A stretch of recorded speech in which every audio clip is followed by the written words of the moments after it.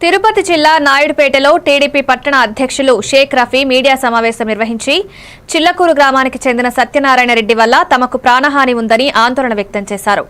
నియోజకవర్గంలో వివాదాలు సృష్టిస్తూ బెదిరింపులకు పాల్పడుతున్న తీరును ప్రశ్నించినందుకే తనపై దుర్భాషలాడుతూ మీడియా ముందు మాట్లాడారని ఆరోపించారు.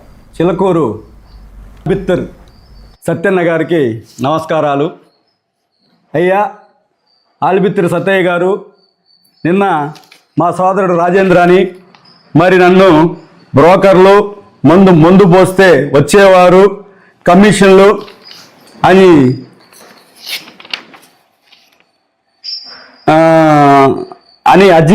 అజ్ఞాని మాట్లాడినట్టు మాట్లాడున్నాడు.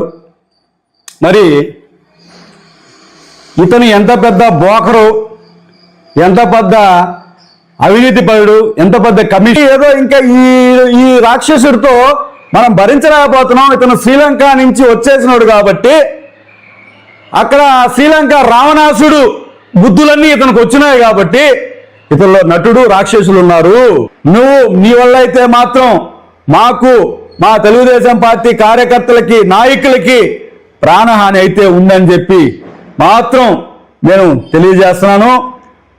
ఇది ఖచ్చితంగా ప్రభుత్వం నీ మీద సరైన దర్యాప్తు చేసి నీ మీద సరైన యాక్షన్ కూడా తీసుకుంటారని చెప్పి కోరుకుంటున్నాం. అందరికీ నమస్కారం.